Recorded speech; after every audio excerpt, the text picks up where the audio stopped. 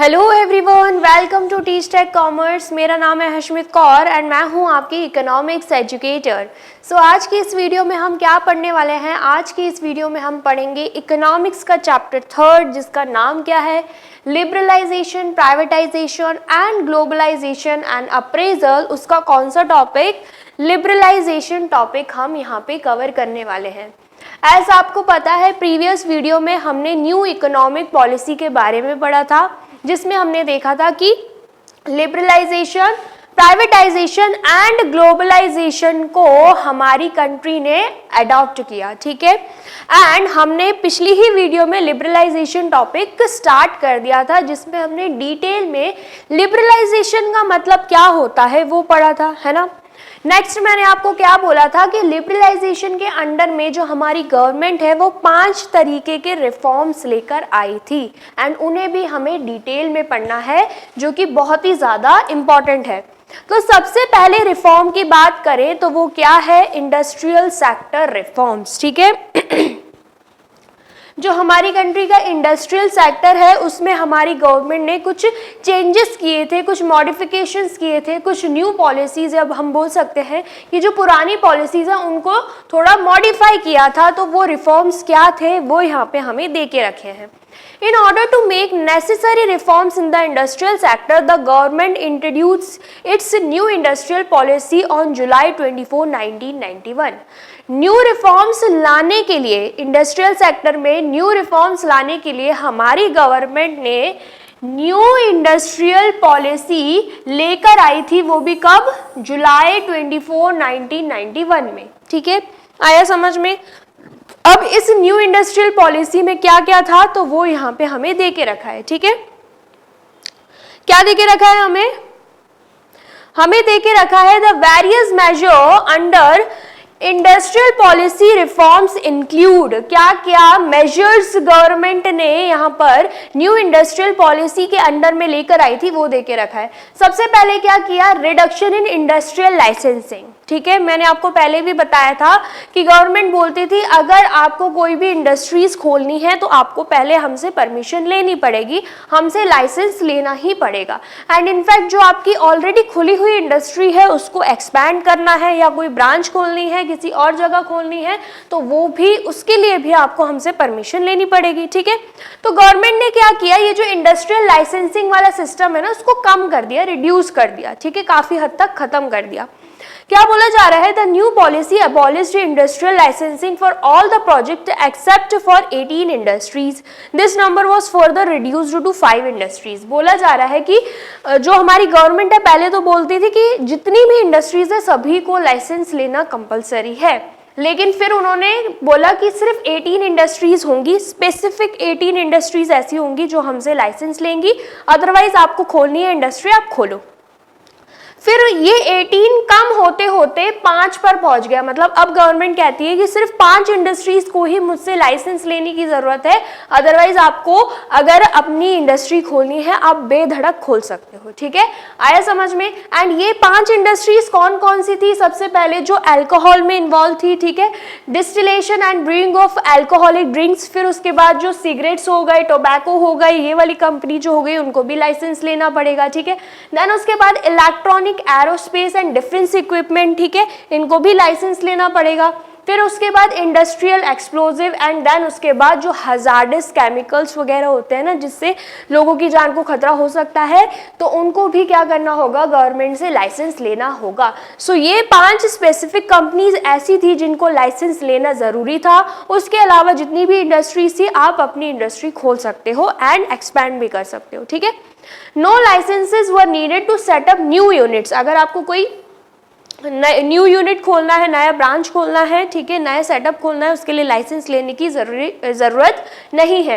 Expand और diversify the existing line of manufacture. अगर already आपका सेटअप है, ऑलरेडी आपका न्यू बिजनेस है, न्यू इंडस्ट्री आपने खोली हुई है, उसको एक्सपैंड करने के बारे में सोच रहे हो, तब भी लाइसेंस लेने की जरूरत नहीं है, ठीक है।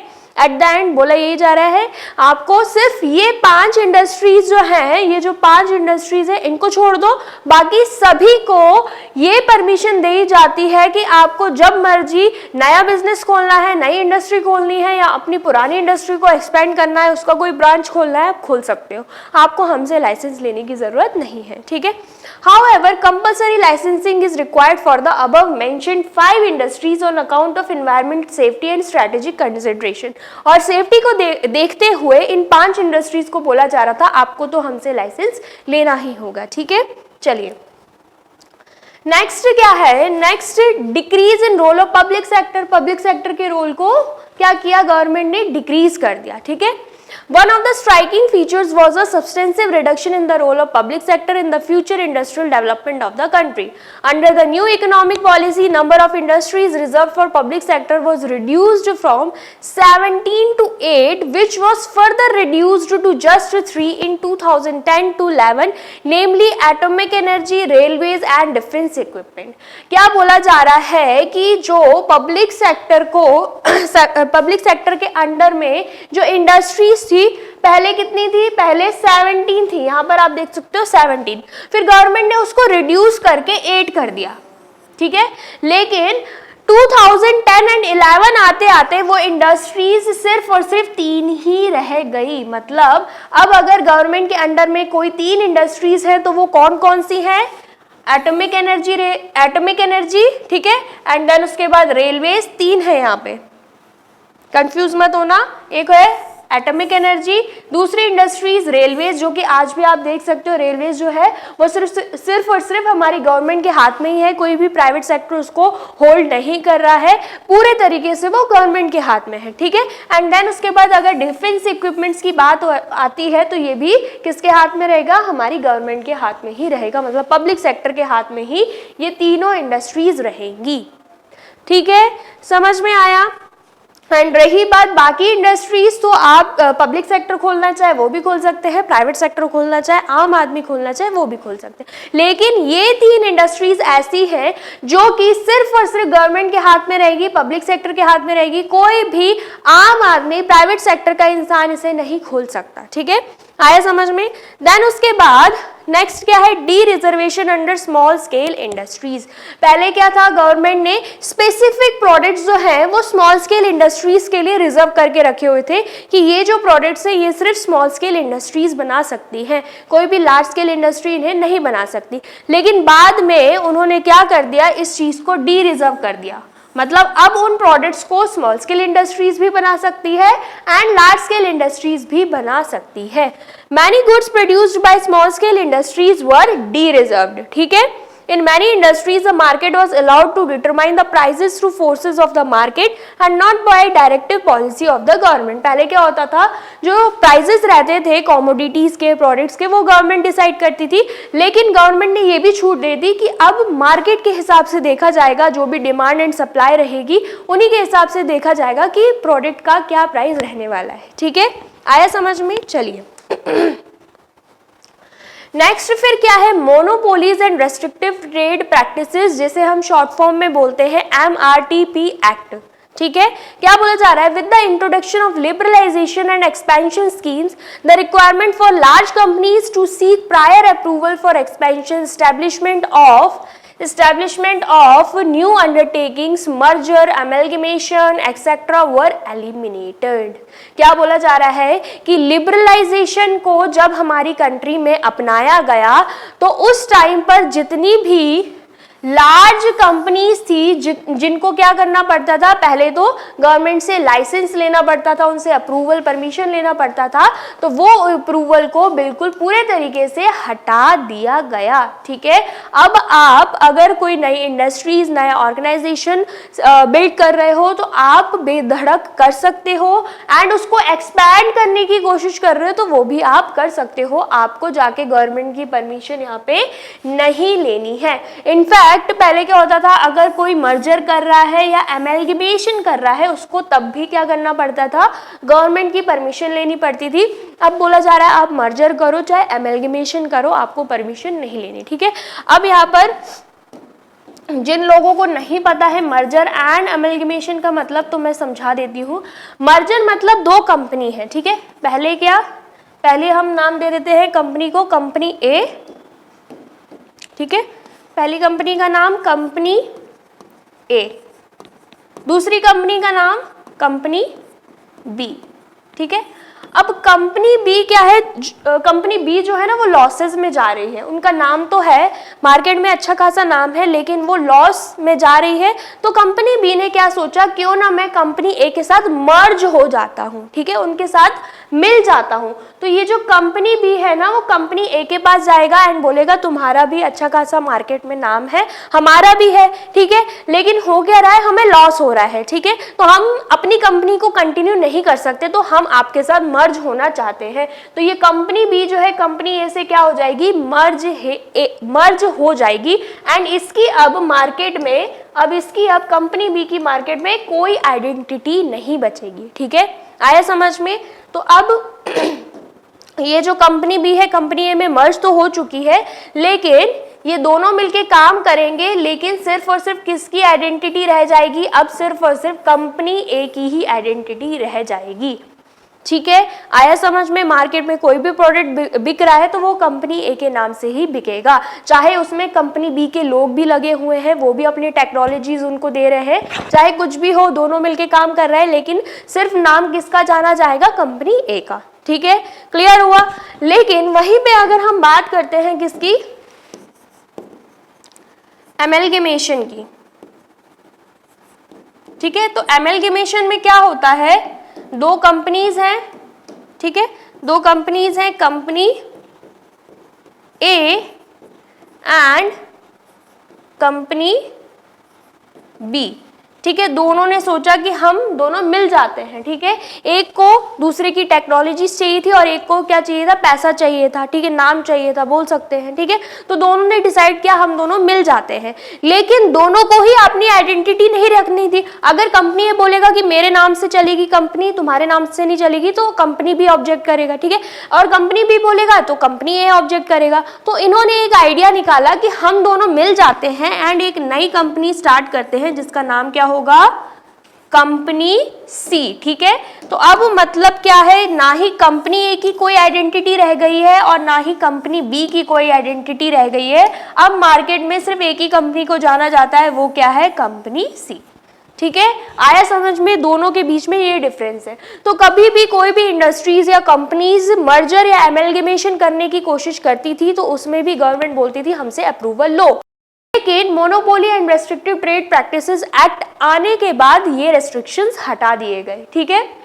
देन उसके बाद MRTP Act has been replaced by Competition Act 2002 which is more liberal। बोला क्या जा रहा है कि MRTP Act में 2002 तक कुछ और अमेंडमेंट्स आ गए थे, कुछ और चेंजेस आ गए थे एंड MRTP Act का नाम हटा के किससे रिप्लेस कर दिया गया, कॉम्पिटिशन एक्ट 2002 से रिप्लेस कर दिया गया, ठीक है, जो कि ज्यादा लिबरल था, ज्यादा आजादी, ज्यादा परमिशन दी जा रही थी, उसमें ज्यादा रेस्ट्रिक्शंस उसमें हटा दिए गए थे, ठीक है।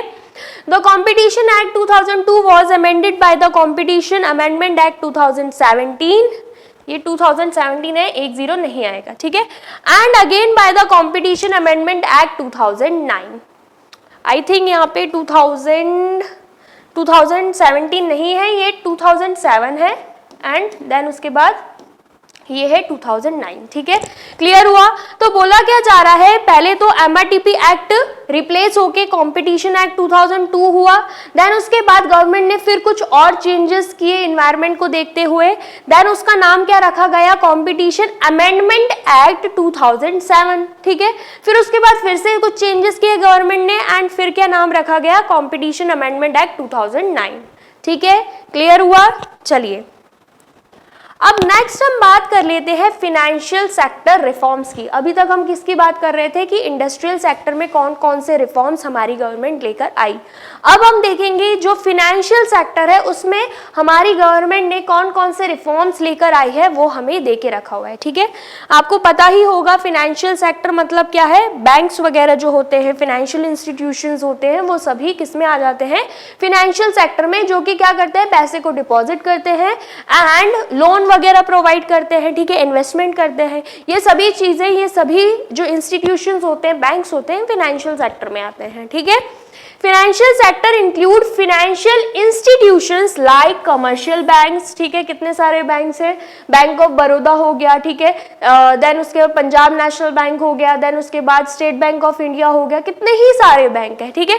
देन उसके बाद इन्वेस्टमेंट बैंक्स जो कि इन्वेस्टमेंट करती है, stock exchange operation and foreign exchange market, इन सभी को हम किस में इंक्लूड करेंगे, फाइनेंशियल सेक्टर में इंक्लूड करेंगे, ठीक है।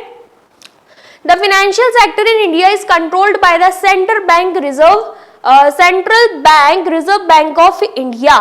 क्या बोला जा रहा है कि जो फाइनेंशियल सेक्टर था ना, वो किसके द्वारा कंट्रोल किया जाता था, ये जो फाइनेंशियल सेक्टर है, ये सेंट्रल बैंक, जिसका नाम क्या है, रिजर्व बैंक ऑफ इंडिया, इसके द्वारा कंट्रोल किया जाता था। सारे ही डिसीजंस इस फाइनेंशियल सेक्टर के कौन लेता था, हमारी सेंट्रल बैंक, जिसे हम क्या बोलते हैं, रिजर्व बैंक ऑफ इंडिया, ठीक है। RBI is known as the apex supreme body as it occupies the topmost position in the monetary and banking system of the country। बोला जा रहा है कि RBI को सुप्रीम बॉडी बोला जाता था क्योंकि उसकी पोजीशन सबसे टॉप में थी, ठीक है। अगर हम बैंकिंग सिस्टम या मॉनेटरी सिस्टम की बात करें तो RBI सबसे टॉप में आता था, ठीक है। जैसे कि फॉर एग्जाम्पल अगर हम स्कूल की बात करें तो जो प्रिंसिपल है वो सबसे टॉप में आता है। फिर उसके बाद अगर हम गवर्नमेंट की बात करें, जैसे कि स्टेट गवर्नमेंट हो गई, जो कि अलग अलग स्टेट के लिए रखी जाती है, एंड सेंट्रल गवर्नमेंट सबसे ऊपर। स्टेट गवर्नमेंट से ऊपर कौन बैठा है, सेंट्रल गवर्नमेंट बैठा है, ठीक है। तो सेंट्रल गवर्नमेंट क्या हो जाएगी, सुप्रीम बॉडी हो जाएगी, ठीक है। ऐसे ही अगर हम कोर्ट्स की बात करें तो जैसे कि लोअर लेवल पे डिस्ट्रिक्ट कोर्ट्स वगैरह होते हैं, सब ऑर्डिनेट कोर्ट्स होते हैं, है ना। एंड देन उसके बाद फिर आता है हाई कोर्ट, एंड उससे ऊपर क्या होता है, सुप्रीम कोर्ट। सुप्रीम कोर्ट का जो डिसीजन होता है वो फाइनल होता है, ठीक है। आया समझ में। तो ऐसे ही अगर हम बात करें आरबीआई की, तो आरबीआई भी सुप्रीम बॉडी कहलाई जाती थी क्योंकि उसकी पोजीशन सबसे टॉप में थी, ठीक है। आया समझ में, आज भी टॉप में ही है। RBI decides the amount of money, that means deposit that the bank can keep with themselves, fixes interest rates and nature of lending to various sectors। क्या बोला जा रहा है कि RBI ही डिसाइड करती थी कि एक बैंक को कितनी लिमिट तक का पैसा अपने पास डिपॉजिट करना है, अपने पास रखना है, एंड उसके बाद जो वो लोन दे रही है लोगों को उस पर क्या इंटरेस्ट रेट रखना है, एंड देन फिर उसके बाद कितना अमाउंट जो है या कौन कौन से ऐसे सेक्टर्स हैं जहां पर बैंक जो है लोन प्रोवाइड कर सकती है, वो भी कौन डिसाइड करता था, RBI ही डिसाइड करता था, ठीक है। आया समझ में, ये पहले की बात हो रही है, अभी की बात नहीं हो रही। देन फिर उसके बाद हमारी गवर्नमेंट ने क्या किया, हमारी गवर्नमेंट ने आरबीआई के रोल को थोड़ा कम कर दिया, ठीक है, एंड थोड़ा चेंज भी कर दिया। वो कैसे, वो हम यहां पर पढ़ेंगे। The reforms introduced under financial sector are change in the role of RBI. RBI के रोल को चेंज कर दिया गया। The role of RBI was reduced from regulator to facilitator of financial sector. पहले आरबीआई क्या था, रेगुलेटर था, मतलब हर चीज वो ही रेगुलेट करता था, वही डिसाइड करता था। कौन डिसाइड करता था, central bank, RBI, reserve bank of India, ठीक है। लेकिन जैसे ही हमारी गवर्नमेंट ने रिफॉर्म्स लेकर आई, उन्होंने आरबीआई को रेगुलेटर से फैसिलिटेटर बना दिया। मतलब अब आरबीआई जो है वो मेजर डिसीजंस, मतलब जो डिसीजंस है वो आरबीआई नहीं लेगा, लेकिन वो क्या करेगा, फैसिलिटेट करेगा, असिस्ट करेगा, हेल्प करेगा कमर्शियल बैंक्स की, फाइनेंशियल सेक्टर्स की, फाइनेंशियल इंस्टीट्यूशंस की, ठीक है। अगर कोई प्रॉब्लम आती है तो आप बेशक आरबीआई के पास जा सकते हो, वो आपको अपने सजेशन देगा, आपकी हेल्प भी करेगा, ठीक है। आया समझ में। लेकिन जो भी इंस्टीट्यूशंस है, फाइनेंशियल इंस्टीट्यूशंस है या फिर कमर्शियल बैंक्स है, वो अपने अपने बैंक्स के डिसीजन खुद से ले सकते हैं, उसके लिए आरबीआई डिसाइड नहीं करेगा, ठीक है।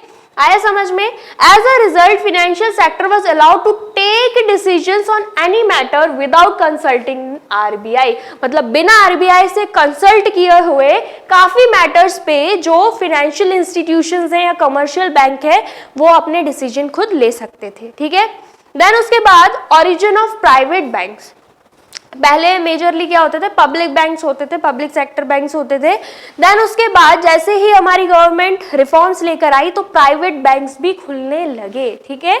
The reforms policies led to the establishment of private sector banks Indian as well as foreign, ठीक है, इंडिया के आम लोग भी बैंक्स खोल सकते हैं, ठीक है, प्राइवेट सेक्टर बैंक्स खुलना अलाउड हो गए थे। एंड देन उसके बाद बाहर के लोग अगर इंडिया में बैंक खोलना चाहते हैं, फॉरेन बैंक्स भी इंडिया में खुल सकते हैं, ठीक है, आया समझ में। For example Indian banks like ICICI and foreign banks like HSBC increased the competition and benefited the consumer through lower interest rate and better services। And जैसे ही प्राइवेट बैंक्स हमारे इंडिया में खुलने लगे तो कस्टमर्स को, जो भी कस्टमर्स थे, उनको अच्छी खासी सर्विसेज मिलने लगी एंड इंटरेस्ट रेट जो है वो काफी कम हो गया, ठीक है, आया समझ में। देन उसके बाद increase in limit of foreign investment, जो फॉरेन इन्वेस्टमेंट है उसकी लिमिट को इंक्रीज कर दिया गया है, ठीक है, मतलब बाहर से जो लोग इंडिया में इन्वेस्ट कर सकते हैं उसकी एक लिमिट गवर्नमेंट ने डिसाइड करी थी, जिसको उन्होंने इंक्रीज कर दिया, ठीक है। The limit of foreign investment in banks was raised to around 74%। Limit को इंक्रीज करके कहाँ तक कर दिया? 74%। मतलब बाहर का कोई इंसान या बाहर के लोग जो हैं वो इंडिया में 74% तक इन्वेस्टमेंट कर सकते हैं, ठीक है, आया समझ में। Foreign institutional investors FII such as merchant bankers, mutual funds and pension funds were not allowed to invest in Indian financial market। लेकिन बोला जा रहा है इंडियन फिनेंशियल मार्केट में जो भी फिनेंशियल सेक्टर है उसमें बाहर के जो मर्चेंट बैंकर्स हैं या फिर म्यूचुअल फंड्स हैं या फिर पेंशन फंड्स हैं वो इन्वेस्ट नहीं कर सकते, ऐसा गवर्नमेंट ने बोला था, ठीक है, क्लियर हुआ।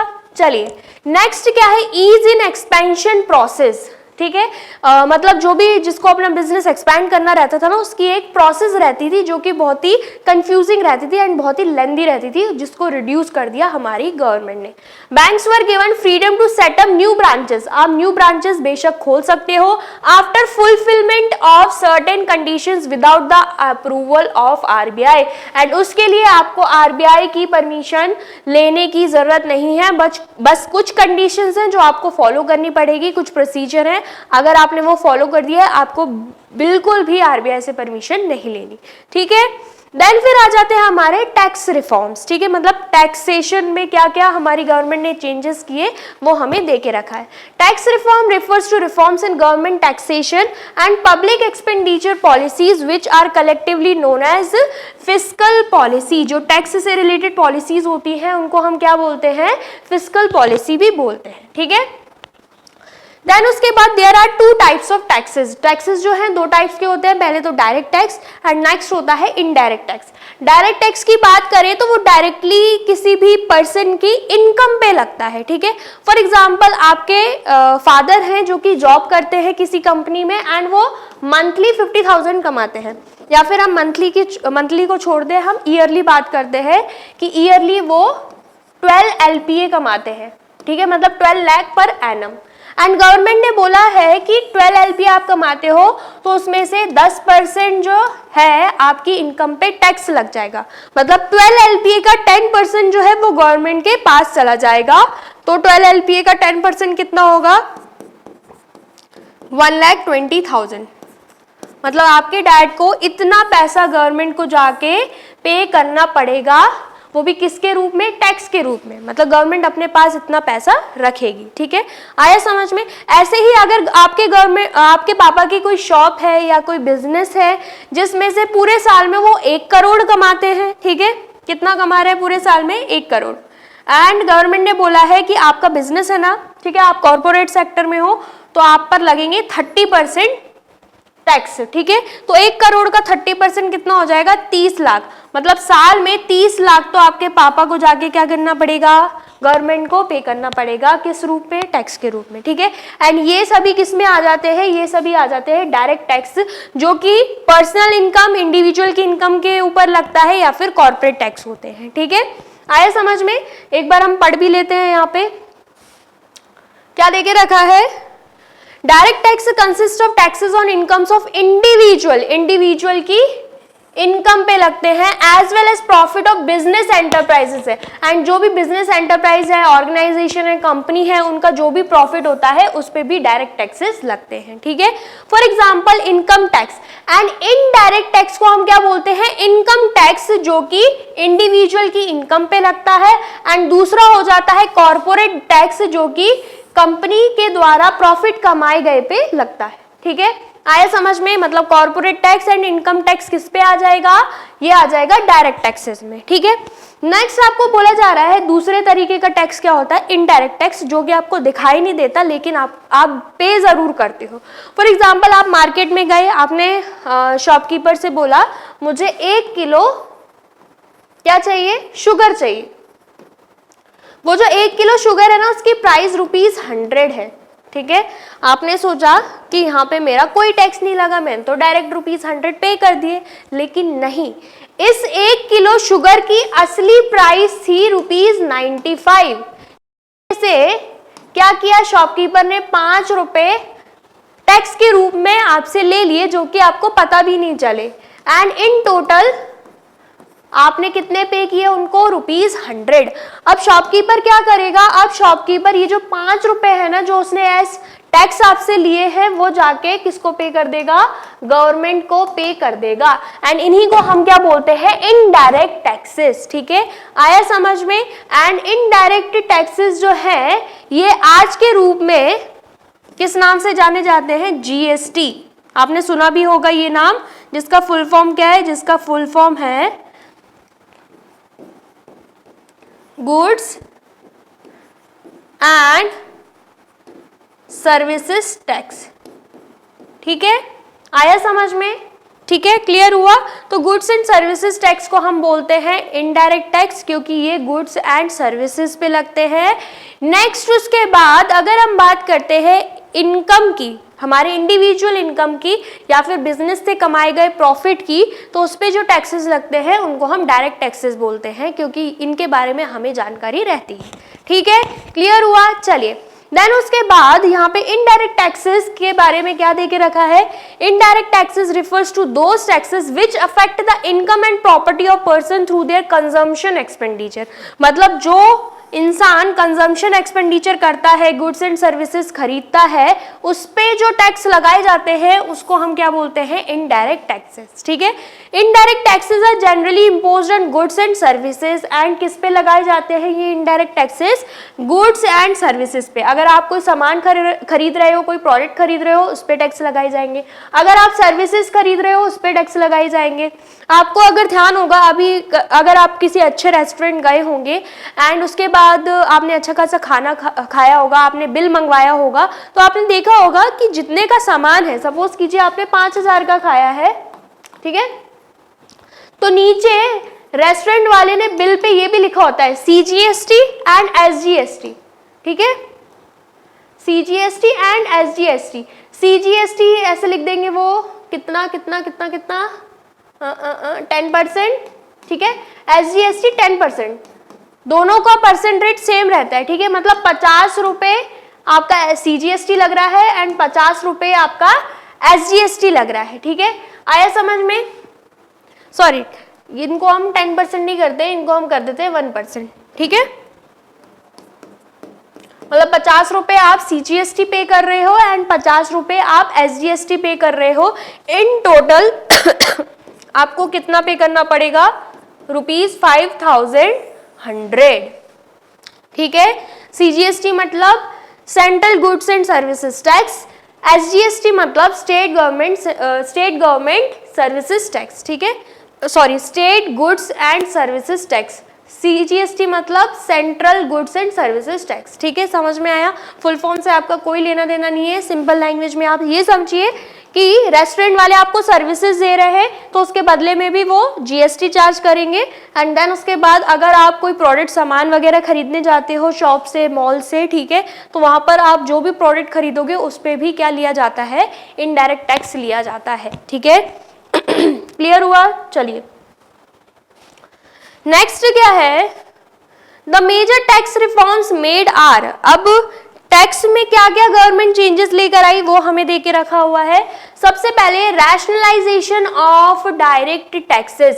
Since 1991 there has been a continuous reduction in income and corporate tax as high tax rates were an important reason for tax evasion। क्या बोला जा रहा है? 1991 से जो टैक्स थे ना वो गवर्नमेंट ने कम कर दिया, मतलब अब आपकी इनकम पे या जो भी कॉर्पोरेट टैक्स है वो कम चार्ज किए जाएंगे। क्यों हो रहा था ऐसा?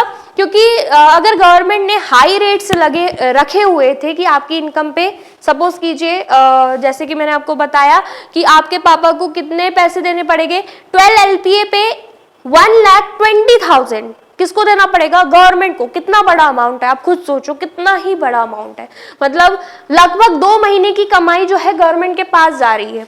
तो आपके पापा खुश होंगे क्या गवर्नमेंट को देने में? नहीं। तो वो क्या सोचेंगे कि मैं कोई एक ऐसा तरीका निकालता हूं कि मुझे टैक्स पे करना ही ना पड़े। तो उसके लिए या तो वो प्रॉपर अपनी इनकम शो नहीं करेंगे, ठीक है, या फिर कोई ऐसा तरीका निकालेंगे जिस वजह से टैक्स की वो चोरी कर पाए, मतलब गवर्नमेंट को ना पे करें।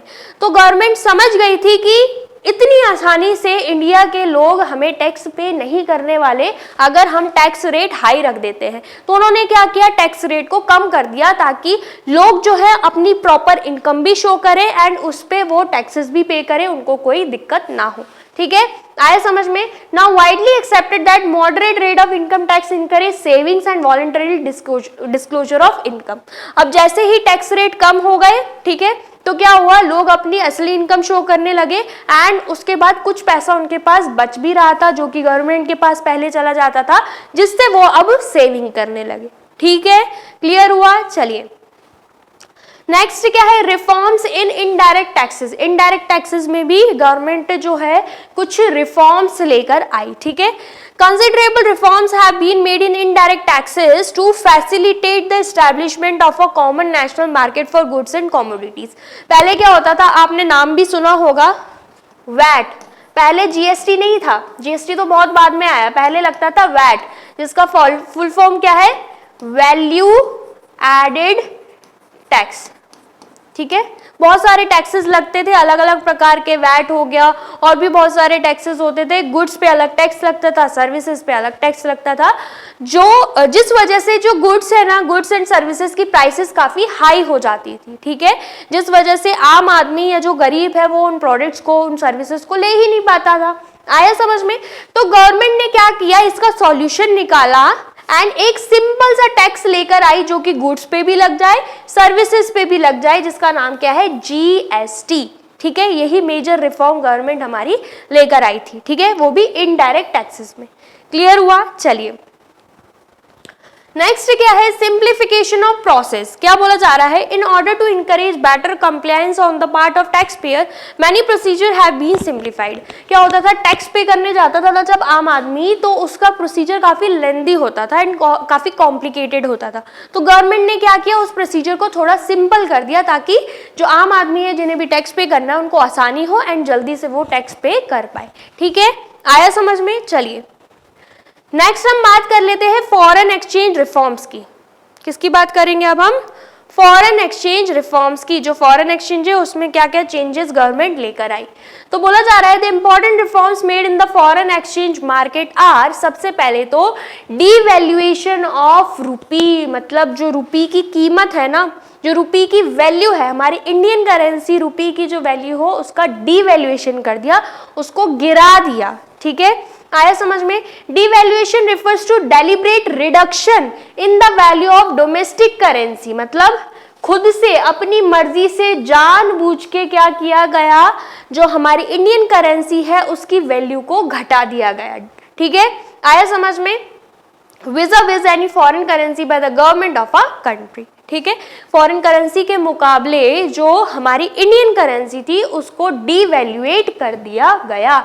To overcome balance of payment crisis in 1991, the rupee was devalued against foreign currency। जो balance of payment crisis चल रहे थे, जैसे कि मैंने आपको लास्ट वीडियो में भी समझाया, उसको इम्प्रूव करने के लिए, उसको सुधारने के लिए जो इंडियन करेंसी है उसको डीवैल्यूएट कर दिया गया। This led to an increase in the inflow of foreign exchange, जिसकी वजह से क्या हुआ, जो फॉरेन एक्सचेंज है ना, जो फॉरेन करेंसी है उसका हमारी कंट्री में इनफ्लो होने लगा, मतलब जो बाहर की करेंसी है वो हमारी कंट्री में आने लगी। ठीक है, क्लियर हुआ? अब अगर आपको ये नहीं समझ आया कि डिवैल्यूएशन होता क्या है तो मैं आपको समझाती हूँ। जैसे कि अगर हम बात करें $1 की, डिवैल्यूएशन होने से पहले जो $1 है ना, वो कितने इंडियन करेंसी देके खरीदा जा सकता था? तो वो ₹60 देकर खरीदा जा सकता था। ठीक है, आया समझ में? मतलब अगर किसी को भी, इंडिया के किसी इंसान को $1 खरीदना है तो उसको 60 रुपए उसे देने पड़ेंगे, तभी वो $1 खरीद सकता है।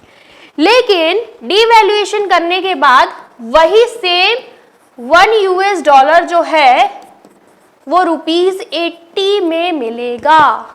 मतलब अब इंडियन रुपी की जो वैल्यू है वो घट गई। कैसे घट गई?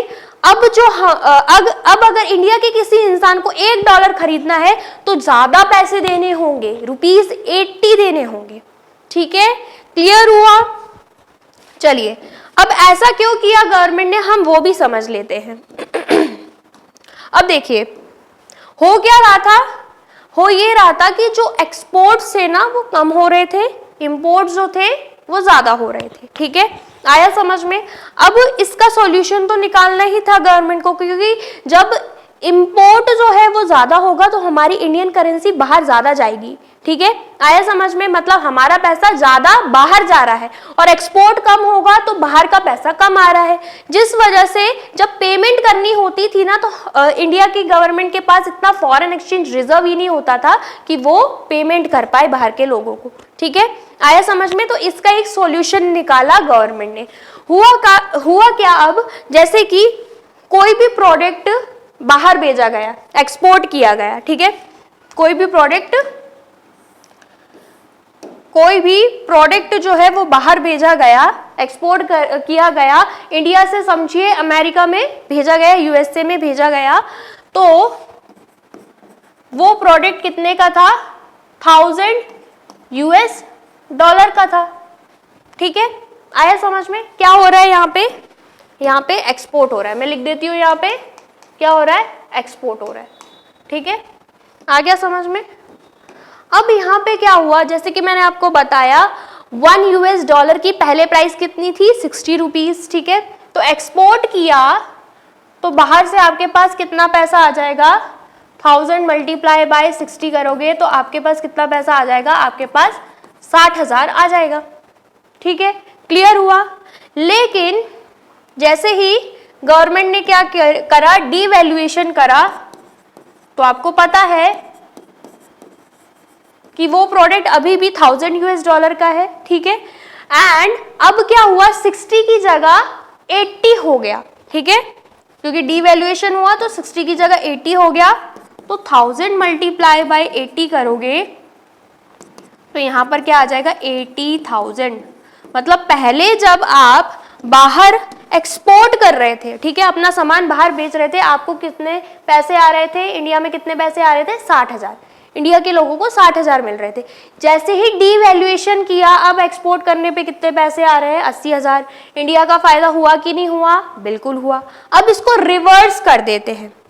क्या कर रहे हैं हम यहाँ पे? रिवर्स कर रहे हैं। अब हम यहाँ पे लिख देते हैं कि हम एक्सपोर्ट नहीं कर रहे, हम इंपोर्ट कर रहे हैं, बाहर से सामान मंगा रहे हैं।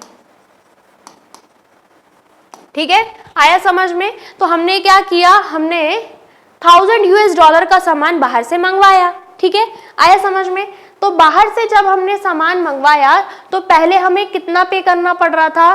पहले हमें 60,000 पे करना पड़ रहा था। ठीक है, इंडिया के लोगों को बाहर कितना पैसा पे करना पड़ रहा था? 60,000।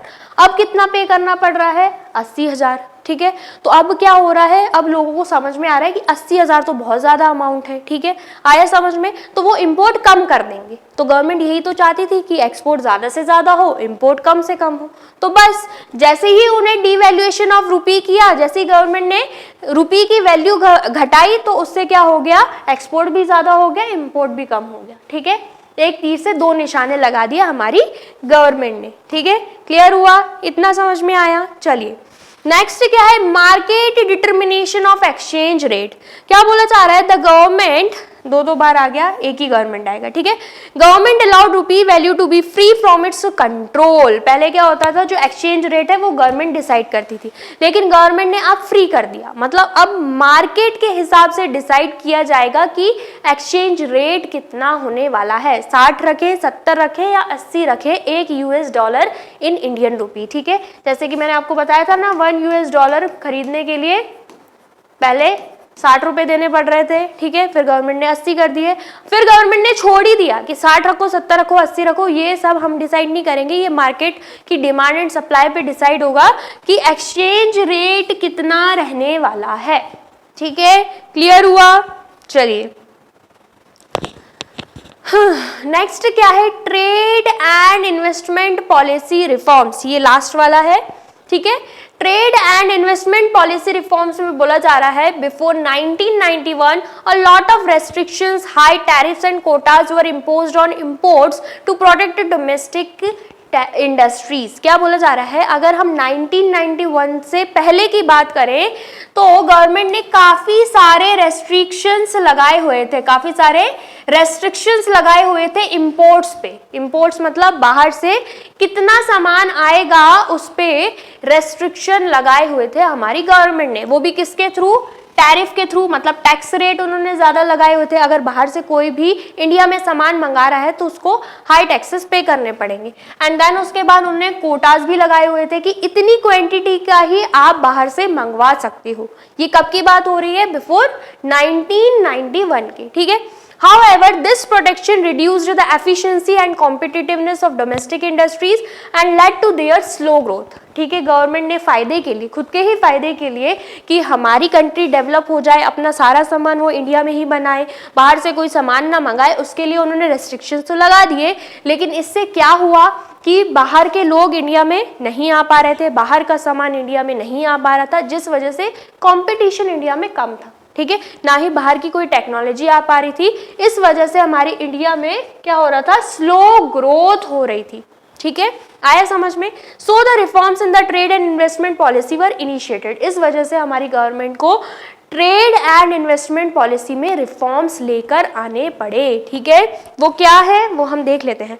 पहले तो क्या दे के रखा है, क्यों लेकर आने पड़े, to increase the international competitiveness of industrial production, मतलब जो बाहर का कंपटीशन है वो हमारी इंडिया में आए, ठीक है। अगर कोई टॉय शॉप यहाँ है, कोई टॉय शॉप बाहर है, एंड बाहर के जो टॉयज है उनकी क्वालिटी अच्छी है, तो बाहर से अगर कोई भी इंसान इंडिया में इंपोर्ट करवाएगा टॉयज को, तो इंडिया के लोगों को, जो भी टॉयज की कंपनी है ना, उनको लगेगा हमें भी हमारी टॉयज की क्वालिटी को अच्छा करना पड़ेगा, तभी हमारे जो इंडिया के कस्टमर्स हैं वो उन्हें खरीदेंगे। तो इससे वो अपनी कमियों को सुधारने की कोशिश करेंगे, कंपटीशन आएगा, ठीक है, आया समझ में। तो रिफॉर्म्स क्यों लाने पड़े, ताकि जो बाहर का कंपटीशन है वो इंडिया में आए। देन उसके बाद to promote foreign investment and technology into the economy, again बाहर के लोग हमारी कंट्री में इन्वेस्ट करें, बाहर की टेक्नोलॉजी हमारी इंडिया में आए।